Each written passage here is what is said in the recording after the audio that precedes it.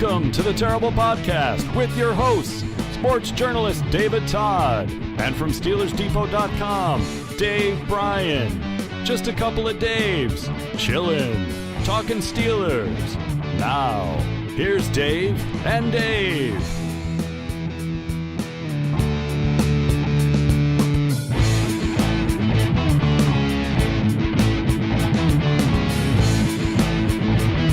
Welcome to the Terrible Podcast with Dave and Dave. He's Dave Bryan of SteelersDepot.com, the place to get your latest and greatest Steelers information. And I'm David Todd. It's Season 9, Episode 20. And Dave, not one person, I think probably not one person in the world is going to end up having predicted the Steelers' 2018 record correctly. Who predicts a tie, really? And we haven't seen one of those in eons. When was the last one? Was it the Atlanta Falcons? 2002 against the Atlanta Falcons. And that too was that an opener? It was not the opener. The one I remember being a kid was, and I thought it was week 1, but I went back and looked. In 1974, the Steelers and the Denver Broncos tied 35-35. That game was in Denver after the Steelers won their opener, but in a big way, something like 30-0. Now, of course, that 74 season was a big one. But 2002 against the Falcons, and that was Mike Vick, right? Trying to remember here. Hold on, I'll pull up the game. I'm doing a little work myself, pulling it up. All right, it was November 10, 2002. It was Michael Vick starting at quarterback in that game. That was the Zaraway. Oh, wait, yeah, I'm losing my mind here on this morning. This is the one game in Cowher's career where the Steelers had a more than a double-digit lead and didn't win. Vic rallied the Falcons from 17 down in the fourth quarter, and they tied 34. And Maddox threw for a club record 473 at the then club record at the time. I think I'm thinking about that 2006 game where they lost by a field goal in that game there. But yeah, holy moly! You want to go back in time? The starting offensive line from left to right: Wayne Gandy, Alan Faneca, Jeff Hardings, Kendall Simmons, and Marvell Smith. Mark Bruner. Yeah, you have to remember that this was pre Roethlisberger days, obviously. Mark Bruner at tight end, Zaraway starting running back, Tommy Maddox at quarterback. All right. Well, we probably shouldn't go too far down this rabbit hole. But yeah, 34-34 in November 2002 with Maddox throwing for 473 and 4 touchdowns. Yeah, I'm trying now. I'm having a hard time. I'll have to go back and rewatch that at some point. I'm having a hard time visualizing that one. Plex had 9 for 253 and 2 touchdowns. That's probably the game of his career. But it wasn't the game of Ben Roethlisberger or Tyrod Taylor's career yesterday. Oh my goodness, they set quarterback play back eons. They were both. They're both pretty awful. The numbers are bad for both of them. But why don't we kick it off with the injury report as we tend to do and go from there. Yeah, and Mike Tomlin did not volunteer any injury information after the game, and he was not asked about it by the media either. Joe Hayden was the one that the Steelers during the game announced had left the game and would not return with a hamstring injury. He said evidently after the game that he's scheduled to have that thing looked at on Monday. We'll see. Just standard line. You leave a game with a hamstring injury, you don't play the next week. I mean, sure, there are exceptions, but it is generally the rule that, depending on the severity, you're going to miss 1 to 4 weeks with a hamstring injury. It's just the way it is. And he missed a little bit of time, I think, during the during training camp and the preseason here with some sort of maybe, I think, soft tissue injury. This is the same Joe Hayden that has only played in a 16-game schedule in every game once during his career, his rookie season. So this is a Joe Hayden that missed quite a few games prior to being, released by the Browns when he was. So, he is, 29? I think he turned 29 in April. So, him and Vance McDonald Uh, Maybe they can hold hands in the tub. I don't know. Yeah, it's unfortunate. Obviously, it took the Browns a second, but they did eventually go after Hayden, and it led to the tying touchdown at 21. And then, of course, to Hayden's credit, he battled, or excuse me, to Sutton's. Hayden left. They went after Sutton. They get the tying touchdown to Sutton's credit, and they got an interception on a poorly underthrown ball by Taylor. Toward the end of regulation. But yeah, okay. So they come out of this game relatively healthy. It appears. We'll see if McDonald's on track this week. But Dave, I mean, just overall, let's start at 30,000 feet, and I'll give you my thought. My just general thought is, look, it was a mundane game where the Steelers weren't playing very well, but they had the football with 8.5 minutes to go in their own territory, and there was no reason to even think that this game wasn't over. You got a double-digit lead. The Browns' offense hadn't done anything. The Steelers' defense had played just fine, and the offense was doing, had done enough. The offense didn't look good. The turnovers were killing them, but they had done enough.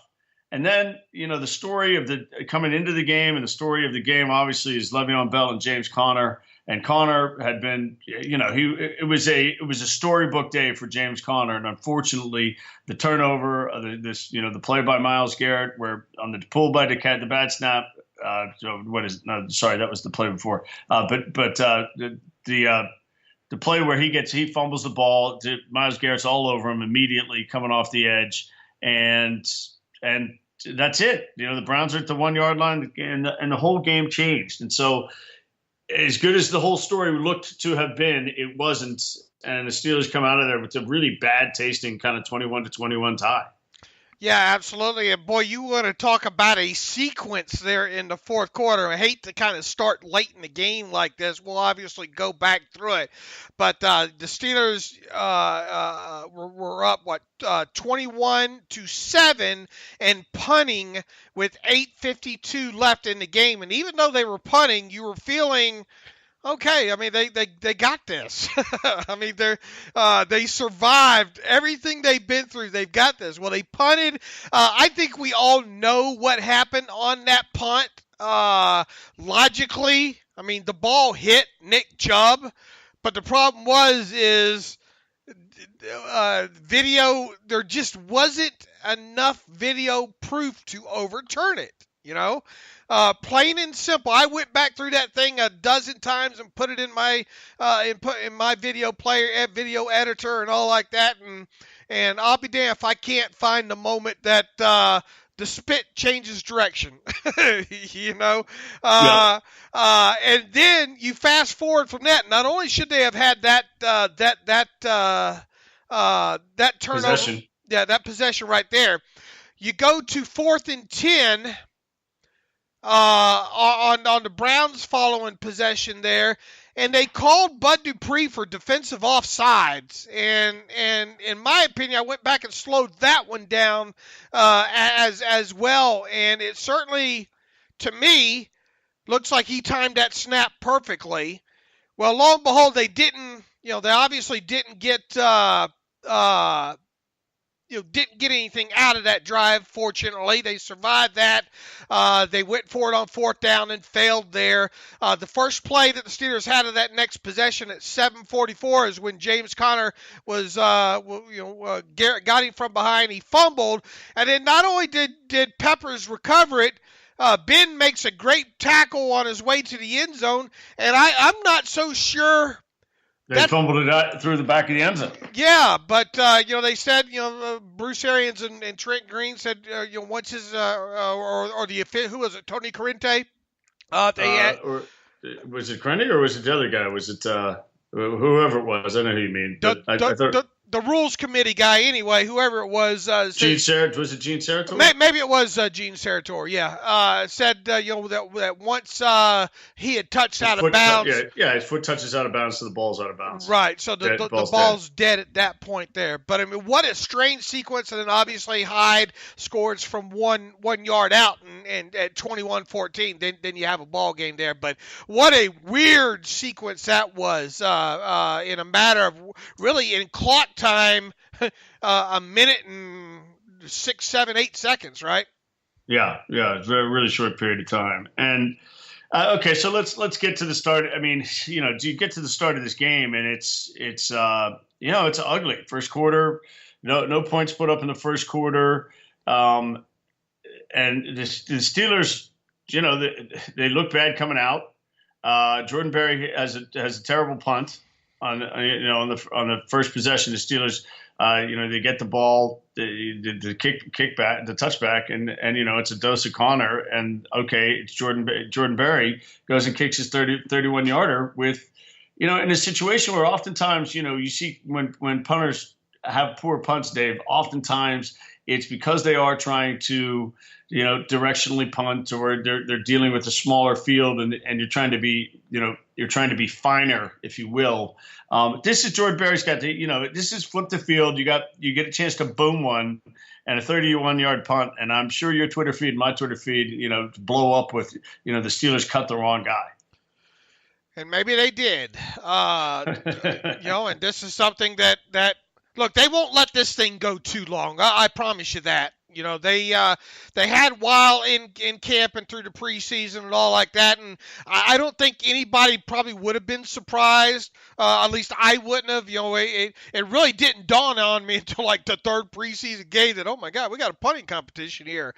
And then obviously it went into the into the final preseason game there, and they chose Berry over Wild. Wild gets claimed off of waivers by, who was it? I think the Vikings. Minnesota and Vikings, just for clarity's sake. He 6 punts yesterday, 38.3 yard average, probably very deceiving. I'd have to go through the book, though. 4 inside the 20 and a long of 56. So I imagine some of those 38 yarders were, punting from the 45, and you knock it down to the 10 and you get credited for 35. So, again, stat line isn't going to tell you a whole lot if 4 were inside the 20, but he is in Minnesota, yes. Right. Okay. Now, like I said, they won't let this thing, I don't think, get too out of hand. If he has another, Well, the question is, did he have a bad game? I mean, I think overall, yeah. I mean, look, it's fresh on your mind what happened with him during the preseason, right? Not consistent. Absolutely. We have recency bias with him right now, and the recency is him getting called out after the third game, the second game. It was a Green Bay game that Mike Thomas said got to be more consistent there. So that recency bias is going. The best thing that we can do is just not mention his name moving forward for the next 3 or 4 or 5 weeks here. So 7 punts, 39.3 yard average, 3 inside the 20. His long of 53 was significant because again, it was in overtime. He had a chance to flip the field, and obviously, look, he got better distance on it. It wasn't a great punt. It was a bit of a line drive, and God bless Jabril Peppers, because he certainly cost his team 10 or 15 yards by fair catching that, if not more. I know you put a picture of it up on the site. It's a poor decision. It's a big moment in the game. It was a poor decision by Jabril Peppers, no doubt. All right, enough about the punting, because that's not what lost the Steelers this game. In fact, the one play before the first punt, it was maybe a sign of things to come. Ben Roethlisberger on a quick slant to Antonio Brown throws it at his feet. Just a horrible pass, and we saw the next pass he threw. I think it was a sideline pass. I don't know if the ball wasn't coming out of his hand well or what, but, we saw it at the beginning of the game. We certainly saw it at the end of the game on the drive where he just missed Jesse James, who's wide open in overtime. The ball did not come out of Ben's hands well for much of the game. No, it did not, and he was not aided by what they had an early drop by Switzer, which I was surprised to see him get a couple of snaps as early. Hey, look, I don't like. You go back to how he was used in Dallas. They were confused on how to use Ryan Switzer in Dallas. Had him lined up in the backfield and all like that. I don't need that stuff. I mean, you're running into another Dre Archer situation that if you put him on the field in situations like that, just put him in the slot or make him a fourth wide receiver or be done with it. Well, that's what he was. I mean, he had one carry and he gained 8 yards. It wasn't a. Yeah, I mean, yeah. I know. I could do without that stuff, to be quiet. I think you're trying to be a little bit. I certainly don't think he is a Dre Archer player. I think he's already proven to be much more than that. Right. I mean, and he did have a great return day overall. It was noticeable how good he is in the return game, and hopefully that'll pay, more dividends moving forward here. But yeah, I think the big overarching thing with this thing through the first, 2-3 series, well, obviously through the first 3 series, was Roethlisberger was not on the screws for one reason. Or was it a wet football? What? I don't know. But it comes back to this good guy Ben on the road is a disaster. I mean, Ben on the road is a mediocre quarterback at best over the years. I mean, this is not. I mean, look. We've talked about this enough over the years ourselves. I haven't figured it out. If there was an answer, everybody would be talking about what the answer is, and they'd work to correct it. Nobody has. I mean, look, Ben's got an amazing record in Cleveland. So, you look at last year's opener, Ben didn't, the whole offense, the Steelers didn't play very well, but they won the football game. And it looked like it was going to be much the same story yesterday. Don't play well, but win the football game. But, you actually turn it over 6 times and maybe, it looked like it was going to be a 7th on the last play of the game. I mean, you turn it over 6 times and, it's a miracle to hear. You're lucky to come out with a tie. Let's just put it that way. But, man, Road Ben is a thing. Just because we can't explain it doesn't mean it isn't true, because it's true. Boy, that first interception of his when they were, starting to get on down into Cleveland territory, that was just there's no sense to force that ball in between 3 people there. I mean, even if you don't see the guy trapping you off the sideline, Ward coming off the sideline to make the play, I mean, it was a question of which of the 3 Browns was going to catch it. Not, it wasn't a question of whether AB was going to catch it. It was which of the 3 Cleveland guys was going to catch it. And didn't that come off of you got him back into the groove with what was it? Did Juju Smith-Schuster out of the slot fade, right? That was actually a good throw. That was one of his best throws of the day. Over the top, he got man coverage out of the slot and laid it in there. Really, very good, nice touch on that. Right, and that lets you know that he's still. I mean, look. We're going to get on Ben Roethlisberger for his play in this game, but he did other things in this game to let you know Ben still, quote unquote, has it, if you will. You mentioned the pass to AB on that opening 3-step slant off the line of scrimmage. I mean, that's as easy a throw as you'll get, and he made it later to Juju for the 67-yard gain, and it was interesting that somebody who was at the game said had he hit that pass to Antonio Brown, he might still be running.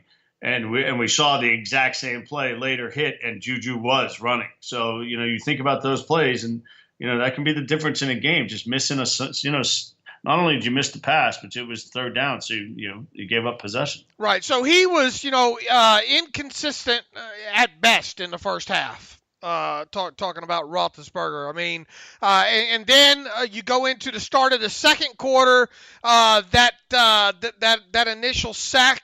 What was it? Start right at the start of the second quarter. I think that was a 5-second variety sack right there. So it's hard to put blame on your offensive line when you have 5 seconds to get rid of the football there. You fast forward down into the 3rd and 7. I don't know what you thought about the Myles Garrett roughing the passer call. Let's just you had the Ben scramble. And I'm betting it'll be his longest run of the year. The 15-yard scramble on 3rd and 6 that he converted. That was a big play to get down there to set that up. And then, look, here's the thing. And I understand what they called. They called most likely, they don't really say it explicitly, but they called Myles Garrett landing on the quarterback. And this is going to be a difficult thing all season long. And I think it's a fair point of emphasis for the league to try to have these guys not. You don't want them pile driving Joe Turkey Jones, pile driving Terry Bradshaw. You don't want guys falling on them, and typically that's what guys would do to increase the impact. That was the job, to damage the quarterback. So I get the point of emphasis. The thing is, when a guy's in the air, a guy's coming at an angle like Garrett. I mean, Garrett did not drive Ben into the ground. He did not. It looked like put any extra attempt to. Land on top of him than in the natural flow of things. And he got off him pretty quick. I mean, he rolled, he didn't even hit him clean and stay on him. He rolled off to his right. I know what they called. I know why they called it. I guess they called it by the rule book. I hate the call. let's just see if they're going to be consistent on that. There was quite. I think I tabulated there were like 50-something roughing the passer calls during the preseason. In Steeler games or overall? No. Overall. 50 overall in the preseason. In how many games do they have? 65? Well, that doesn't seem that 4 times 16. Yeah, 66. Yeah. A little less than one a game. I mean, that's not that many. Roughing the passer. That's. One a game. It seems okay. That doesn't seem too bad to me. I thought you were going to tell me it was 150. No. Because we saw it on back-to-back plays in the Steeler-Carolina game. That's what stood out to me. Those calls were so ridiculous. I think if you go back and you watch it again, like a few more times, I get it. I understand why they called it on Garrett there. Yeah. And look, Ben never gets those calls, right? I mean, he doesn't. So, and he lobbied during the week saying, I ain't going to get no calls this year. He was asked about those couple in the Carolina game, and throughout the preseason said that even he was, he says it might sound blasphemous, but coming from a quarterback, but a few of those roughing calls I didn't, I was scratching my head in so many words, and he was asked, well, he's never going to get any of those. He says, nah, I'm not going to get any of those. So maybe he helped sell it and get one right out of the chute there. But regardless, James Conner looked good right out of the chute. Not only as a runner, but a pass catcher. James Conner did everything that you were hoping and expecting and thought maybe he could do based out of what you saw on the preseason. He did, and lo and behold, the Steelers are up 7 to nothing there. The Browns get the ball back. It looks like Sean Davis has an interception, only to have it rubbed out by an Edmonds penalty, which, by the way, that doesn't look that blatant, but I thought Jarvis Landry did a good job of selling it, and Edmonds did kind of have an arm around on that. No big deal. Josh Gordon gets an unnecessary roughness penalty a little bit later on. In that drive, the Browns have to punt, and then the first play, Ben tries to go deep, and interception number 2 happens when it's clear that he expected Antonio, I think, to continue to go over the top of the safety instead of crossing his face. Yeah, no doubt. It was an odd play because AB did look, and he crossed his face going right to left, and then he had to kind of circle back, and he gave up on the ball because he was never going to catch it, which is fine. It was not wasn't he was going to break up the pass at that point. And then, he made full effort to make the tackle. So that's a communication thing. There wasn't any lack of effort or anything else. I mean, Ben, you watch the replay on the television and you see Ben kind of toss his hands up in the air. Clearly, wasn't totally on the same page, but look, you throw balls out there like that, that's going to happen now and again. And it was I don't know what the exact flipping of the field was, but it certainly was as good as any of Jordan Berry's punts. Yeah. So. In fact, I even put on Twitter, nice punt by Roethlisberger, good special teams tackle by Antonio Brown. All right. Well, good call by you. On that. All right. You're still in a forgivable situation here. Yeah. You squandered a couple opportunities, couple turnovers, 7-0. But the Steelers' defense up into that part outside of, and this is one of the 5 keys that I wrote about ahead of the game as well. Man, you have to contain Tyrod Taylor. If there's one thing that defense didn't do good at all, throughout the game, but especially in the first half, was control Tyrod Taylor. I mean, I thought they played good. Other than that, we saw Mike Hilton, I think, make a nice defensive play. I think we saw some good coverage on the outsides. I thought Bostic played good inside. I thought the front 4 obviously played well at times in the first half. The only big thing was they could not control Tyrod Taylor there. Are they going to here's one thing I forgot to ask you about early in the game.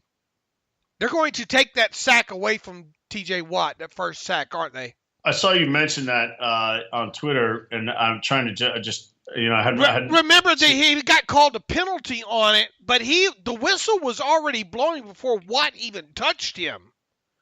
So yeah, so what doesn't get credit? It was an odd play because in real time I thought it was a terrible call, but obviously we do see Watts kind of elbow, shoulder, upper arm make contact with Tyrod Taylor's head.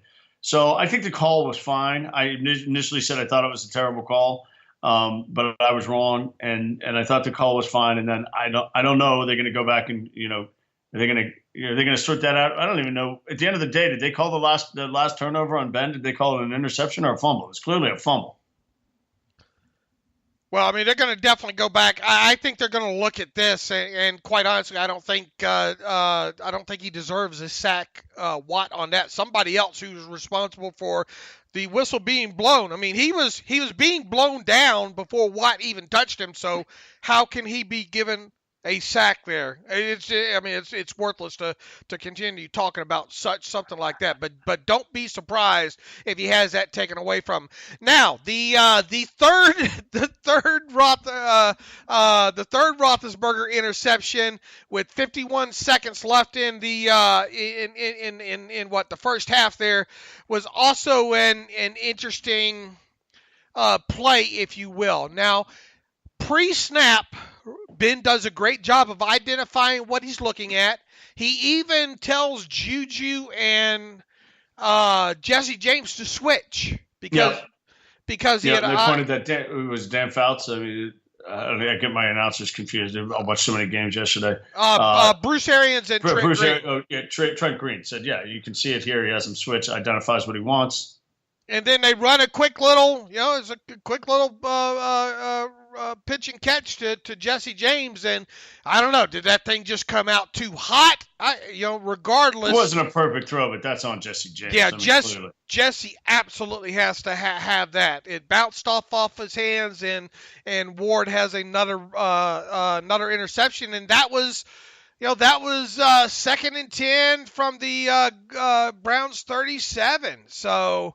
Yuck. And then that obviously kills the drive. They go into halftime up just only 7-0 at that point, right? Yeah, and we kind of talked about the whole first half here and really didn't give James Conner his due. Steelers, they rode James Conner in this game. I mean, I'm a little surprised we didn't see Ridley, or Samuels at all. The only other carry by somebody lined up in the backfield was the one we talked about with Switzer getting an 8-yard gain on a long third down or long second or third down call, whatever it was. But James Conner, the one thing, Dave, that got people tweaked, and it got me tweaked too, was Jeff Schwartz, who's a former player, and I think not a bad follow on Twitter. He's he wrote about the Le'Veon Bell situation, with a little bit of nuance. But he got all bent about the Steeler lineman celebrating the touchdown with James Conner, which. I mean, my God, I don't even need to go through the list of things. It's the first touchdown of the season. It's James Conner's first touchdown of his career. Yeah, there's the backdrop of the Le'Veon Bell thing. Of all the ridiculous celebrations the Steelers have had over the past, season, this is a very mundane jump up and down and be excited for your team and your teammate. And he's going off on him that their celebration was over the top. Come on, man. Give me a break. Yeah, and it just really, if you go back, I mean, Juju's trying to get in on it as well, too. And I think Jesse comes over and tries to pop him on the head or something. I didn't read anything much too much into it, other than the linemen were excited that he got his first rushing touchdown.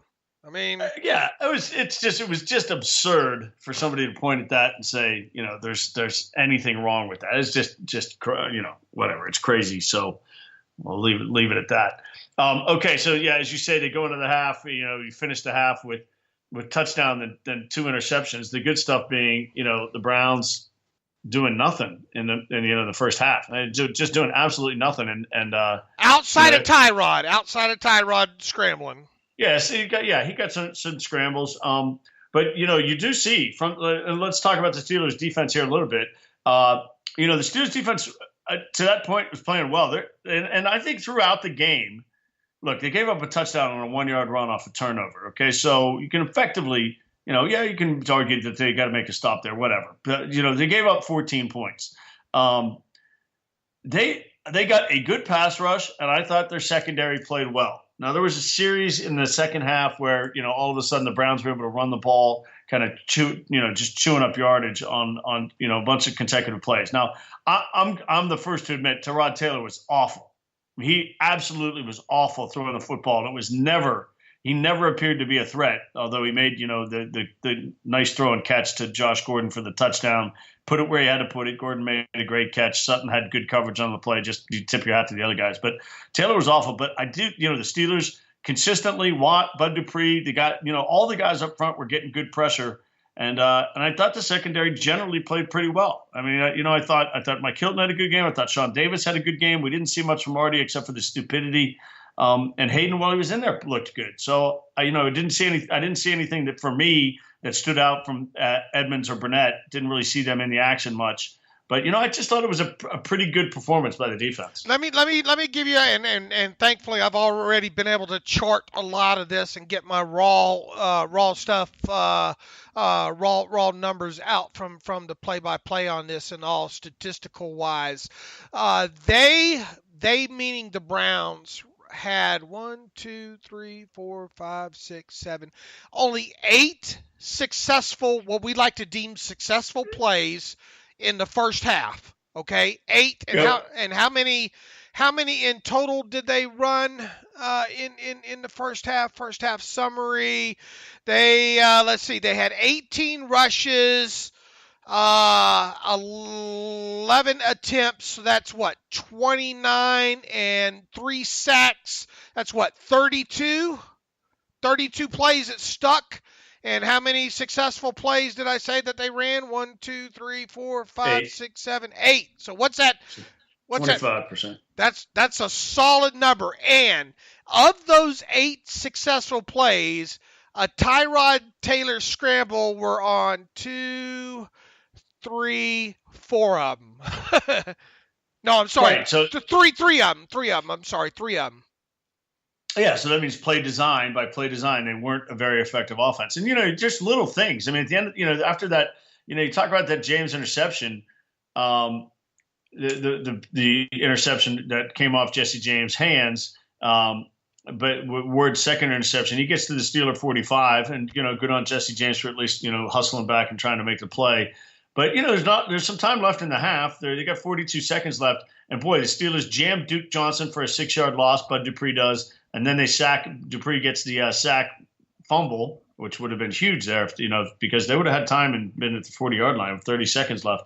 Nice job by Bud Dupree end of the half there to close the half down. And again, the defense first half, good stuff, really good stuff overall. Able to get pressure on the quarterback, not giving up any big plays. It's tough to do everything right, and they did have trouble containing Taylor. You are correct on that. All right, now when you fast forward to the second half there, they actually got the second half off to a good start. They sacked Tyrod Taylor right off the bat.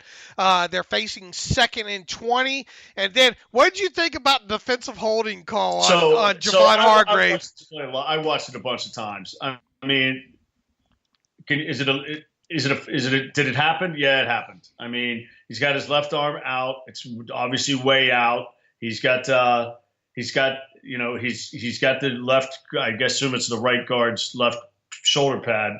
It could have been the center, I guess, or the right, whichever one it is. And he's got him, and it is clear that whoever's coming in there, Vince Williams or Edmonds or whoever comes in to make the play there, does make the play, and he might have been blocked by the guy that Hargrave was holding. I mean, I think it's a little bit of a ticky-tack call, but it's there. I mean, it's there. It wasn't a bad call.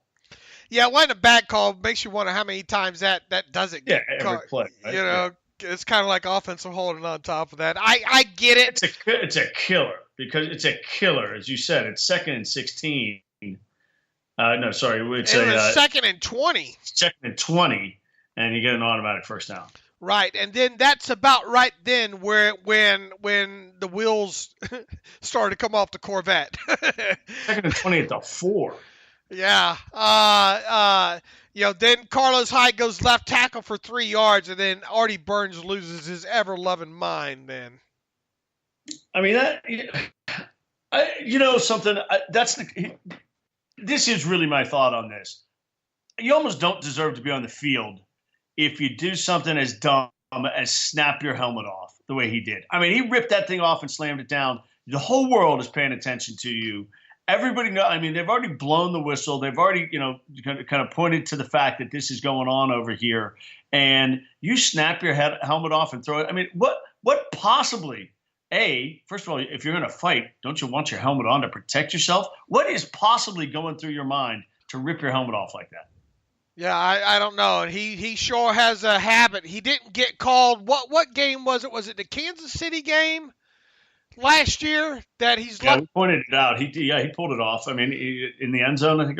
Yeah. No, it was down the left side. I think I don't think he got called for it actually. Right. In that game, but regardless, this is becoming a thing with him. So, I mean, you obviously can't have that. He got pulled out of the game for a play or so to settle him down. Yeah, one play. Yeah. But I mean, now it was first. You already gave up the penalty, from Hargrave. The very next play, they were 1st and 10 on the 13, and then voila, they're already out to the 31-yard line. And then at that point is when they really started to run off. They put together some nice running plays together at that point. I don't know. 3 plays for 27 yards with Hyde, just running over right guard, over the right side 3 straight times. Boom, boom, boom. Yeah, went Hyde for 9, Hyde for 12, Hyde for 6, Chubb for 5, Chubb for 17. I mean, boom, boom, boom, boom, and then they're down there, 1st and 10 at the Steelers 20. Duke Johnson gets no gain on 1st and 10. You're thinking, okay, maybe they get out of here. Well, then that's when Tyrod Taylor pops off that that scramble for 20 yards, and once again, it's something that's going. You go back with the Steelers the last couple of years. They've had problems even with Shazier. They've had problems containing mobile quarterbacks in situations such as that, and how the heck he was able to go 20 yards for a touchdown, I do not know. But fast forward to the next possession, at least they answered. You get the big play to Juju Smith-Schuster for 67 yards. Then they had 2 touchdowns. I mean, they get the corner run to the 5, right, and then they go. Goes for 5 yards down to the 2, and then they get three straight touchdowns. Right. How many times do you see that happen? I don't think I've ever seen it happen. The first one, again, to call on Pouncey seemed to be a bit rough. Then the Gilbert illegal use of the hands, that was a good call. Justin Hunter was wide open in the end zone. Ben had forever to find him, and he did eventually. And then, the TD, and Antonio Brown being Antonio Brown, that's that's what he gets paid all the money for and does the big stuff. But you talked about 2 great receivers making, not totally similar catches, but somewhat similar catches with Brown and Josh Gordon each getting touchdowns on the side of the end zone there. Ward had good coverage and Cam Sutton had good coverage. It's just the receivers made the play on the ball, and there you have it. Touchdown Steelers. Yeah, and look, Ben put that not in a bad place. No, he put it where he could get it. He put it where he could get it. Yeah. So at that time, at that point, you're thinking, okay, Ben Lau, not a great first half there. A couple of those interceptions, probably not totally on him, obviously. He can get through this thing. And even the defense, I thought after that played fairly good from that point forward. They get the Browns to eventually punt. Switzer takes a punt back 20 yards. They set up shop, and then you get. And by the way, I don't know if it was Alex or Matthew pointed out that some of these punt returns, the earlier one of 23 and this one of 20. I think the 23-yarder was I think he said the longest non-Antonio Brown punt return in some extraordinary amount of time. I mean, I want to say like 10 or 15 years, maybe more. Those guys can pull that stuff up in a hurry, can't they? Yeah, yeah. So Alex and Matthew are both great, but at hopping on, not only hopping on it, but knowing how to use it. Yeah, knowing how to use it and get and know the question to ask right away. Yeah, right. What we're talking about is Pro Football Reference search tool, which they have this for baseball, for football, and you can find just about anything, but not knowing how to ask the question isn't so easy. But I mean, you could ask every punt return up to 23 yards and just see that it was all Antonio Brown. I would have guessed that Eli Rogers had one along the way, but apparently not. But you're right. Two, up to that point, two really good punt returns by Switzer. Again, very decisive. It's not just one cut and go, but very decisive in his moves and sees the field really well and with good stuff. And this is the point I made, as you watch Connor go boom, boom, touchdown, 2 carries, and he goes 17 and 22, so 39 yards in total. The interesting thing is, we pointed this out. Le'Veon Bell had his longest carry of the year last year was 27 yards. And if I did the math correctly, and I was looking through, game books during the game and trying to find these numbers, I think Jerry Dulac said he only had 3 carries over 20 yards last year, Le'Veon Bell. 3 carries over 20 yards. And then you saw James Conner go for 17 and 22 in the touchdown bang. And certainly, Dave, I was, the game was over for me at that point. I just, no doubt the Steelers win this game now. I was like, you and I both said a lot on Friday. We expected a close game. And I was like, well, you know what? Dave and I are going to happily be wrong. It's not, the Steelers are they're done here. This one's 21-7. It's over. Talking about Bell and those long runs, I mean, that's not new to us. I mean, we've written about it, and you and I have talked about it on the podcast numerous times, that if there's one thing that Le'Veon Bell doesn't do for you as a runner is produce the explosive run. Yeah, I mean, he's not a home run hitter for sure. He's just not a home run hitter for one reason or another. And I think that patient running style has a lot to do with it, But I mean, look, he can get the explosive plays out of the backfield as a pass catcher, but he's just not a guy throughout his career to produce 20 plus runs. And what do we say about 20-plus runs all the time? Those, explosive plays, talks differential of turnovers and explosive plays added together, and the differential of the two decide ball games, like it or not. And really, it decided this one yesterday, quite honestly, for sure. Okay. Once again, I love the power. I love to watch them run the power, that 22 double, that counter pike. Anytime you got guards on the move, and I thought both Ramon Foster and David DeCastro great on the move yesterday. Really, split zone runs that they ran, I thought were good overall. For the most part, the RPOs that they ran weren't bad. Obviously, you had the hiccups in the with Ben and Owen in the second half there. But yeah, you're coming out of that long run by Connor, and you're up 21-7 after all you've been through at that point. You're thinking, at least I did, this game is over. Yeah. And then, obviously the next drive, I can't wait to see the all-22 on what happened on the deep left pass to Jarvis Landry with Mike Hilton in coverage. Was that a blown coverage there or what? It's kind of hard to see on the TV view, but regardless, the Browns got the chunk play there, and yet they still couldn't capitalize on it. They still ended up punting there.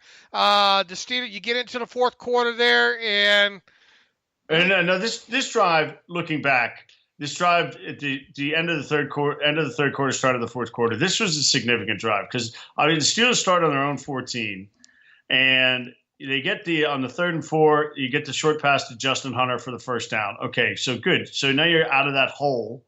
And then you get another 3rd and 4, and then you get that pass short right to Antonio Brown, which he turns up the field. Don't you do it. Don't you forget about talking about the quarterback sneaking there. It's coming up next. It's coming up next. So then 3rd and 1 from the 40, and good God, do my eyes deceive me, Ben Roethlisberger stands up and goes right over his guard center combination for a clear yard or two gain, which I think people went back and looked at that. It was the first time since 2000, maybe November 2015, the Steelers run a quarterback sneak. And if you're a new Steeler fan, maybe you don't know this, but every Steeler fan who's been around for a while knows that between Haley and Tomlin and Banner, whoever is responsible, the Steelers never, ever, ever would run quarterback sneak on 3rd and 4th and 1. And for me, it goes back to the game in Washington at RFK before the new stadium, just when they had the new stadium, the Monday night game where Ben got hurt around the goal line, Leftwich had to come in and win the game for him. And it just, it's just not been part of the program. And everybody who watches football knows that Tom Brady converts this 95% of the time, and the Steelers don't do it. And the Steelers have been ineffective in short yardage in some important situations recently. And lo and behold, first chance they get, boom, there he goes. Yeah, that was fun, and you know that had a little bit of jab to Haley in it. You would think at some point there. I don't know. Okorafor was in there for some of the jumbo packages. And he saw, I forget how many snaps he'd played in total in this game. 6 or 7, I would guess, right? 5 or 6. But he was in this game. Okorafor played. In fact, let me get you the snap count on Okorafor in this game. 17 snaps he played, David, on offense. 17, really? Yeah, he was. I was thinking to myself, man, he is in that game a lot. I kept seeing him. I'm thinking, okay, who's hurt? Right. So that's the Chris Hubbard role. I mean, a lot of games that Hubbard played 17 that he didn't start. Yeah, that's the Chris Hubbard role plus some, because Hubbard would normally play about 10. 10 to 12 was a lot for him. All right, now look, it's funny that Vance being out probably impacted that. Only having 2 tight ends, maybe impacted that a little. Sure, most definitely. All right, you move on from the quarterback. I want to just finish this drive. Yeah. Right. Go ahead. Did it get too conservative, or It got real curious there, for sure. All right, 2nd and 10, you run Connor for no. So 1st and 10, they throw to Juju. I don't remember that pass. It's 1st and 10, they throw to Juju. Was that an out that he threw over his head? I don't remember that play specifically. I think that was an out that went too high. Okay. If memory serves me, I might be wrong on that. I've only watched it twice since then. But okay, I'm fine with that. Sure. I had no issue with that play. I had no issue running James Conner right tackle for no gain on 2nd and 10 from the 38. You've been running the ball pretty decently, okay. But here's where it gets a little bit curious. 3rd and 10 at the Browns 38. Yeah. You're not quite in field goal range, right? You really want to get 5 to 7 yards here. You really want to be inside 50-yard field goal. Or you need to make the decision right then and there that you're going 2 down territory. Right. They run Connor left tackle for 4 yards, and I even put that play in my Twitter feed last night after going back through the game again. That was a curious call. James Conner left tackle to Cleveland 34 for 4 yards. If you want to come back and go for it on 4th and 6, I'm good with that. I am totally on board with it. But if you're going to run that and then trot out Barry after that, I don't get it there. I didn't, look, I just on Twitter on that, I just put question mark. Boswell from 51. Look, we've seen how good he's been. Let's not think what happened going forward. At that point, 50, 51 yards has never been an issue. Certainly the weather's bad. You have a comfortable lead. You want to pin him back there. I didn't have any problem with the decision making, how this went, but it's just that 3rd down play was a big play. And the worst possible thing not the worst possible thing, but getting 4 yards didn't change anything. It's too far to go for it on 4th, probably because of the score of the game and the timing of the game. And it's probably a tad too far to go for the field goal. So you kind of pinned yourself into a punt by getting a 3 or 4 yard gain. And then you go back and say, well, then what was it the right play call? Yeah, I think that was the most curious call of the game. And like I said, I put it. If people want to look at my Twitter feed last night or this morning, I don't know what day is it, Dave? Yeah, right. Exactly. I hear you. But I had that in my Twitter feed because when I got to that point of going back through the game, I remembered to myself to make a note of that for sure. And then, look. Here's the thing: if you miss the field goal, it's at the spot of the miss, yeah, right? So they're on the 41-yard line. So that's not really what you're looking for there. And had it played out that way, there would be ample criticism of everybody involved. But if you go for it and you miss it, they don't get the extra seven Right. yards. Right. So that's why I think. And look, I mean, diving into this one play might sound silly, but I mean, it's the kind of things that stick out to us. To me, if you're going to run in that situation, be prepared to go for it on 4th and 6. Would you have had any issue if they went for it on 4th and 6? No, I wouldn't have. And not gotten it. I mean, I tell you, if you asked me at the time, and I'm just trying to think of exactly what I was thinking because I did write about the field goal, I probably would have said. Because you know how much I like Boswell, I probably would have said field goal first, punt second, go for it third. But I didn't have a problem with them punting, to be honest. All right, well, it didn't matter. Barry punts and only 22 yards. Let's see, they get the ball. You only had a net of what? 20. The punt only got you another 22 yards in that situation. I get it. I don't like it. I get it. Your defense been able to keep them out of it. You want to pin them back as much as possible there. Well, then Artie, look, they survived that as well too, and they survived the defensive pass.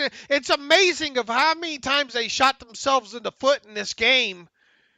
Up until this point, that other teams would just, most other teams, probably not the Browns or the Buffalo Bills,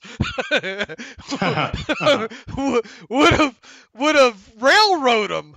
I mean, what should have this score been with 12 minutes left in the fourth quarter?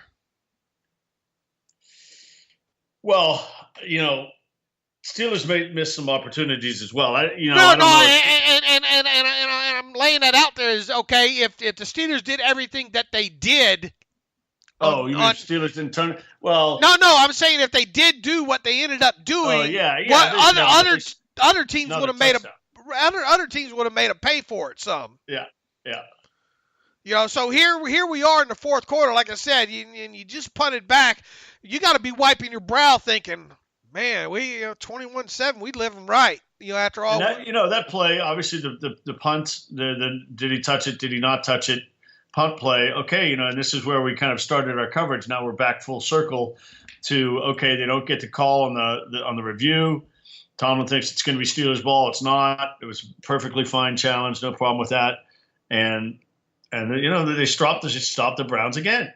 They stop them again, and that's where you think, okay, this game's over. This game is over. There's 8 minutes to go. It's the Steelers ball. They're going to grind out at least grind a couple minutes off the clock right here with 8 minutes to go and less than 8 minutes, 7:44. Yeah, if you're inside 8 minutes, and if you get a first down or two, it's going to take you down to 3 or 4 minutes, and then you're either punting or scoring points or whatever, and the game's over. So just this drive, get a first down or two, and it's officially over.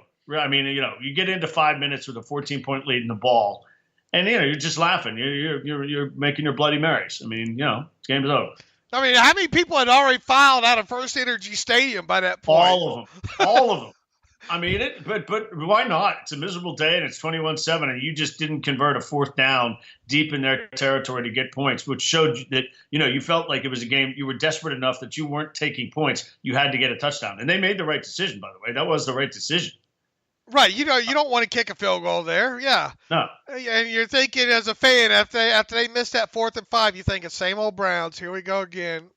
Bad throw, too. Yeah. I mean, you're thinking, what the heck? And then you got to hold on to the football, James Conner. Look, I mean, he had a good game, but you cannot, because he had a good game, you cannot turn your head for this fumble. You just can't. It was the most important play in the game. I mean, obviously they all matter. Everything, it was the most important play in the game. If the Steelers don't turn the ball over on that drive, I feel, 90% sure that game ends 21 to something and the Steelers win in regulation. I have no doubt. It was the game-changing play. I love the kid. I thought he had a great game up until that point, but you can, just because you're biased and great kid and all the things he's overcome and screw Le'Veon and all like this, you cannot turn your head away from that fumble. That was a big play in the game. One play later, it's 21-14, and even then you're thinking, man, they're not going to let this get away from them here, right? I mean, they're just not, right? and then the offense went. I mean, first of all, were you at all surprised that it was come right back and just hammer hammer the ball with James Conner, because that's what they did. I mean, you look at what the after the fumble. Sorry, they passed. I was thinking of the next series. I got my series wrong. Yeah, so Ben comes out, hits Juju for the big gain, and then Ben gets sacked. Jesus. Yeah. And was that the one that was the RPO that just bad? He didn't handle the snap, and then. Yeah. I mean, that was the point, right? So Ben, this is a play. DeCastro's pulling, and it's designed to be, catch the ball. You're showing a run play, so it's a disguise. So DeCastro pulls all the way from the right to the left side, and he's got to get Myles Garrett. And he doesn't really get there, but Myles Garrett goes way upfield and wide. And the point is, if Ben catches the snap, the ball's out of his hand. But Ben doesn't catch the snap. The play takes a second and a half longer than it's supposed to. It was a bad snap, by the way, but Ben didn't drop it. It was a bad snap. But it takes a second and a half longer to develop than it's supposed to, and Ben's, then Ben's in play. Ben sometimes got to learn just to eat your losses. Sometimes and look, that's what makes him. Ben being Ben is what has made his career at times, but in certain points, in certain games, in a wet field and yada yada, sometimes you get a bad snap on it like that. You just got to find a way to eat it. I think easy to say after the fact. I realize that, but that was another big play. Another turnover there. You let them back in it, and the defense survived yet again. Stuffed them again, and stuffed them again, and that was a really good sequence there. They get high, the Browns. You got to, if you're Todd Haley there, it's like, what the hell do I call? Because I tell you, we can't complete a pass, and do I want to call a design scramble? I mean, the Steelers had T.J. Watt spying on Ty Taylor at times here as the game went on, and so they get him twice, and then he tries to go to Landry again. Jarvis Landry showed.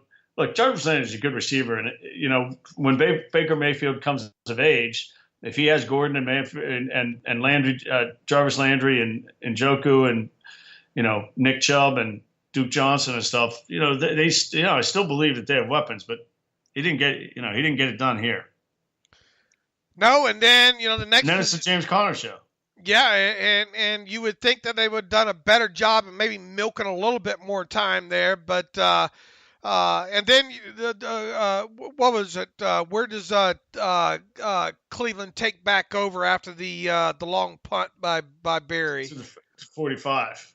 Right, and then This is the touchdown drive. Right, yeah. 2 plays. It was a great. You mentioned Rashard Higgins in the pregame. You brought him up a couple times and said he's a guy you like, and we heard Scott talk about him. Petrick talk about him as a fourth receiver guy, has done some things, but made his way last year from being cut to kind of all the way back on the team. And you mentioned him and said you liked what you'd seen of him. That was a great route by him. That was a great route. And look, Cam Sutton's in there for Hayden now, and he beat him. But it was a really good, kind of stop and go on the sideline, and he just got Sutton to freeze. And that was, if Taylor only made 2 good throws, they were those 2 throws, that throw and then the next one. Absolutely. And then, to Sutton's credit, he had decent. I mean, that's Gordon made a hell of a catch. That's a great catch. Sometimes you got to take your hat off and hand it to him. Wow. Well, I mean, from there. I mean, from there you think all of a sudden they go from, are you winning the game to, are you going to lose the game in regulation? Because, Ben's first throw to Jesse James, so here just to set the stage for, we're 1st and 10, a minute, you've had the 2-minute warning. Shazier gets it out to the 31. That's good field position to start. And Ben has Jesse James wide open. Did you say Shazier or Switzer? Shazier, sorry, Switzer. Yeah, I did say Shazier. Switzer gets him out to the 31.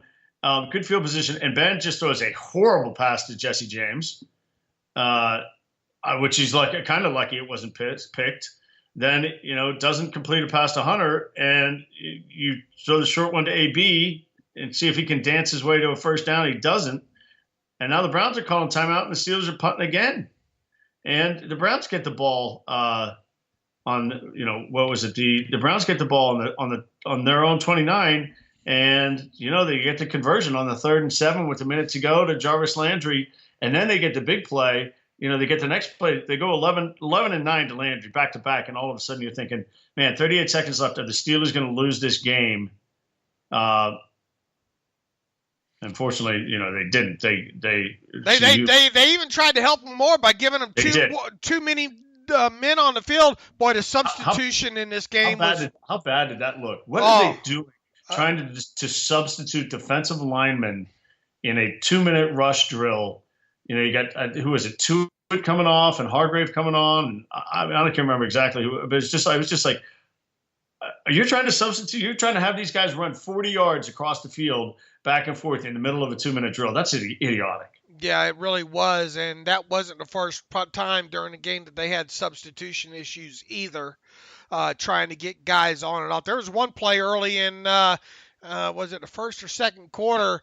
Someone coming on late, and then also Bostic and Burnett, two guys that you're supposed to be your best communicators, very, very smart players, are arguing with each other where they belong on the field. Go back. I have that one in my Twitter feed as well, too. Go back and watch that play and look at Burnett and Bostic arguing with each other when the ball snapped of who belongs where. Those kind of things just drive you mad, and the substitution, and you just can't have that. And they were lucky that Tyrod Taylor was intercepted. Cameron Sutton made a nice play, intercepted. And at that point there, David, with 23 seconds, even after Roethlisberger kneeling and all like that, you go into overtime, you're thinking, woo, certainly they're going to win this one now. At that point, but they exchanged possessions a couple of times. Even then, neither team can do anything with it. The Steelers, where I'm losing my place here. So they lose the toss, and the Browns, go three and out on 3rd and 1. That was a significant play. So the Browns' first possession, of course, it's not 15 minutes, it's 10 minutes. They go to Njoku on 3rd and 1. Now, if you're a Steeler fan, you're thinking back to some of these the Jacksonville playoff game, some of Todd Haley's play calling on 3rd and 1.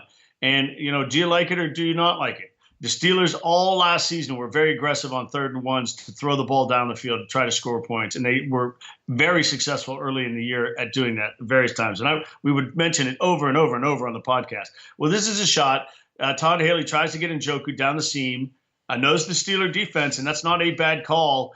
And Sean Davis, first of all, he made a good play to knock it down. Second of all, he could have picked it, it looked like. And if he did, the Steelers, probably win the game because he's probably get at least down to the Cleveland 20-yard line.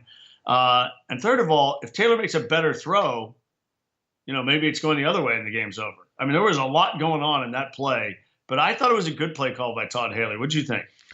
Yeah, I know which one you're talking about. I mean, it's a feast or famine play, right? Yeah, right. Exactly. It kind of fits his MO. So I would have ran it there, but that's just me. All right, they trade possessions a couple times. Steelers go down, and they get in. They trade possession. The offensive holding call on Villanueva kills that drive, and then Ben gets sacked again. And, that's the Barry 53-yard punt that he shouldn't have been fair caught, and they go 3 and out. Now the Steelers get the ball for their field goal possession. Yeah, and, look, I hate to say it, but you pay your kicker all that money. He needs those are field goals. Now, to his credit, the snap was high, and Bruce Arians called that one, didn't he? And Canada played for Bruce Arians, didn't he? He did. Didn't Arians cut Canada after? He said he's made some bad snaps in crucial situations. Right, and Bruce Arians cut Canada a couple of times, or once so in Arizona after a couple of bad high snaps in crucial situations. I think one of those ones that led to the tie with the Seahawks, was it? Seahawks game? I don't remember. I know what you're referencing, but I do not remember. Okay, but anyway, it was a little bit high snap, and I realize it's raining, but Boz has got to make that 42-yard field goal. Got to, yeah, no doubt. He'll tell you that. Look, it obviously had plenty of leg. It was up almost clear the upright, and he missed it by 8 inches to the left as you look at the post. So okay. So they miss, and the Browns come right back out. And as soon as he missed that, I thought this is going to easy tie now. Easy tie. Yeah, and you got a minute 44. Cleveland's on their own 32. But a lot happened after that. There was a lot happened. You get to the illegal motions declined, and then he misses to Duke, and then he misses Jarvis Landry deep left, which that was did Morgan Burnett hold him? What happened there? Did they clip shoes? Whatever. So Cleveland fans were upset, but all of a sudden, it's the Steelers' ball on their own 26, and these possessions are all taken, just blinks. It was a 27-yard. It was a 27 after the field goal. The Browns had the ball for 27 seconds, and the Steelers have it for 41 seconds, and they screw it up as Ben steps up, and they did call it a fumble. That was the right call. Game over, right? Game over, right? It's game over. They're at the 38, and there's enough time, so the 36-yard line, I guess. So if they just get they're at the 24-yard line, and that was a huge play, right? There's a penalty on a legal block, enforced at the 14. That probably saved the game for the Steelers because that's 30 becomes a 31-yard field goal, becomes at least more interesting. They go for -1 and a spike. Now, again, not to get too ticky-tacky about this stuff, Mike Tomlin called a timeout in overtime with 4 minutes to go. I have no idea what Mike Tomlin was thinking about. None. It just didn't make any sense to be saving time deep in your own territory. 4 minutes left in the game. It was unfathomable to me why he did it. And at the same time, now this is minor stuff. The Browns screwed up a timeout here earlier, which it took them an extra 5 seconds just after the 2-minute warning. And then they spiked the ball here. Tyrod Taylor spikes it with 13 seconds. They stop the clock. They get it down to 13 seconds when they could have gotten it down to 3. Now I realize, look, you don't want it's minor stuff, minor details. But again, you want to get the details right. But T.J. Watt, is he player of the game, by the way? Yeah, I think he has to be, even though some of his sacks, I hate to rain on the parade here, they weren't high-quality sacks, and not all of them. There was one where he beat a tight end and somebody else. I thought that was decent, but one of them was him running the quarterback out of bounds. The first one we talked about, I'm not going to be surprised if he has one of them ripped away from by Elias stats. When they review the game and all like that, but that field goal block alone,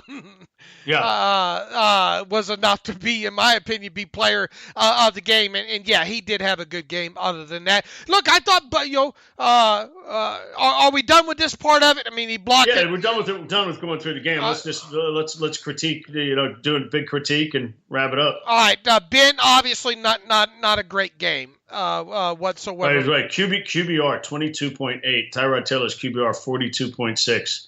Passer rating, Ben was 60.5 and Taylor was 51.8. But man, that's some. I did this last year. Went through the away games and you posted his QBR versus his home games. He did throw for 335 yards. A lot of catch and run from Juju on the one big gain, and there were some good plays.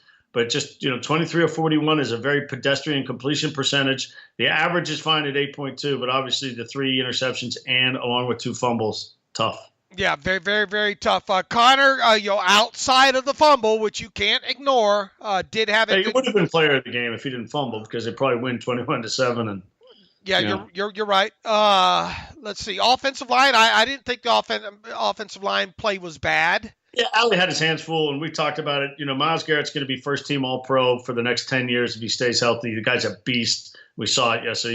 He was their best player, by far. I thought the defense, except for that drive that we talked about in the third quarter there to start the third quarter, after the Hargrave penalty, the penalties obviously on Artie Burns, and then them running off those five runs, and then I thought for the most part they played well outside of containing Tyrod. I agree. Boston had a good game. The outside guys had a good game. I thought Dupree had a nice game for what they were asking him to do in this game. I really did. Burns, probably not so much. You know what? I thought Sean Davis did some nice things on the back end. I can't wait to see the All-22 because I thought he roamed that area well, and not only that, I thought he was real aggressive in coming up and stopping the run from the deep safety position as well too, and made some nice form tackles in the process there. So overall, was it a perfect performance by the defense? Absolutely not. The miscommunication issues at certain times and the substitution issues were definitely are concerned there. It'll be interesting to see how they fare. Excuse me, losing my voice here. When they face a little bit better, more consistent offenses, but you give up a. There were so many times on quick change of possessions where in fact the Browns only 7 of their points came off of turnovers. Right? Yeah, the one directly, and that was the 1 yard run, right? Right. You only have 1 yard blade of grass to defend there. That's kind of tough there. So overall, I thought the defense played well. Special teams inconsistent, right? I mean, for sure. We talked about the Berry thing. Switzer gave you some good things. Tyler Matakevich, you saw in this game why Tyler Matakevich is on this team. No doubt. We've said it, the story doesn't change. He's a premier special teams player. Steelers didn't make any roster moves all week. That might have been the biggest surprise for both of us. The whole from day one camp open, the Steelers did not from Saturday at 4:00. They did move Ola to the injured reserve.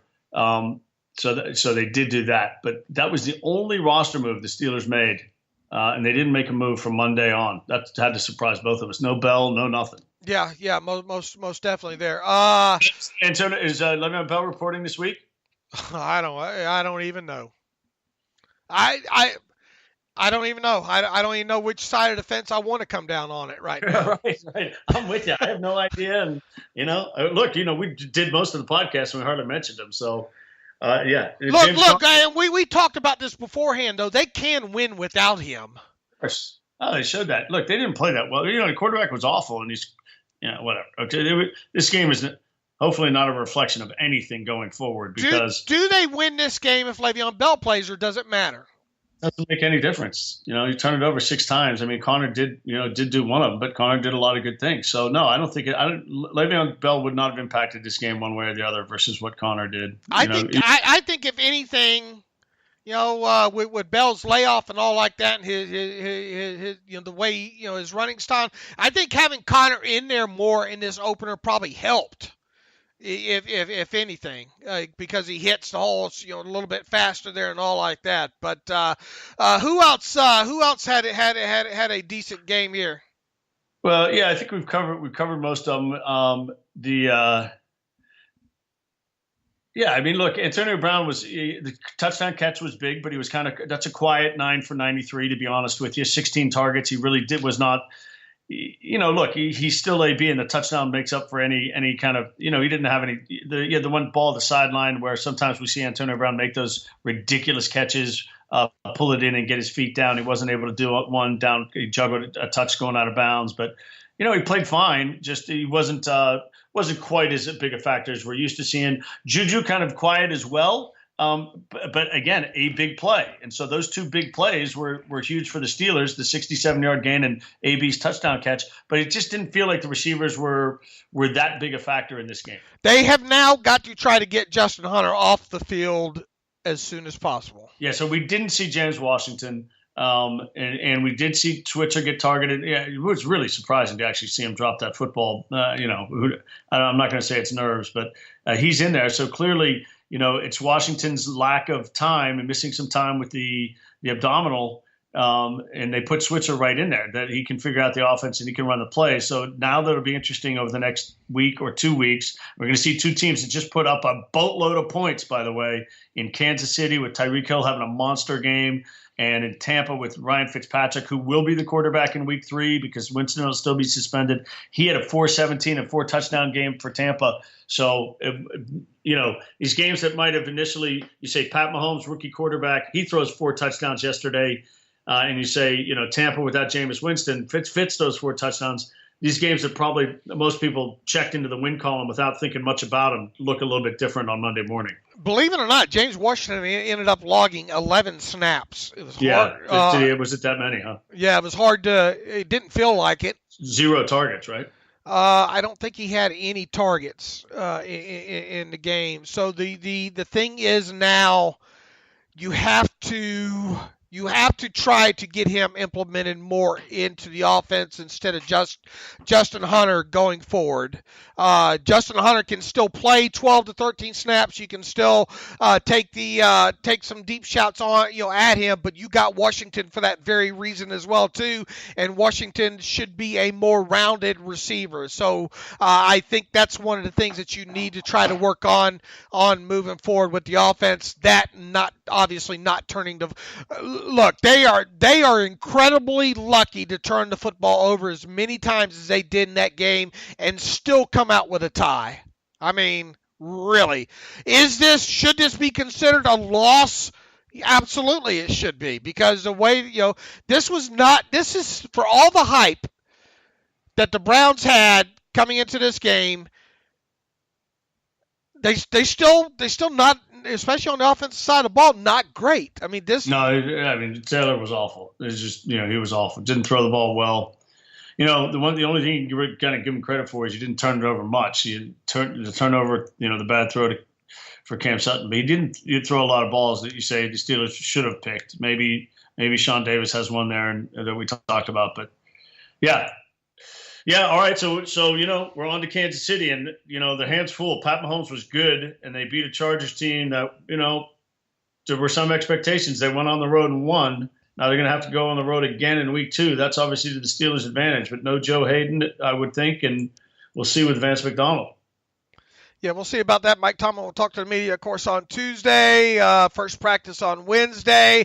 The Chiefs, as you said, up next at Heinz Field. The Ravens and the Bengals, both winners in Week 1. Ravens just destroyed Buffalo. That wasn't even close. And the Bengals came back and scored, 23 or 24 unanswered against the Colts in the second half to get the win there. Those two teams, the Bengals and the Ravens, will meet Thursday night, so something to look forward to there as well too. David, I decided not to move forward with my draft preparation. I'm going to give it one more week.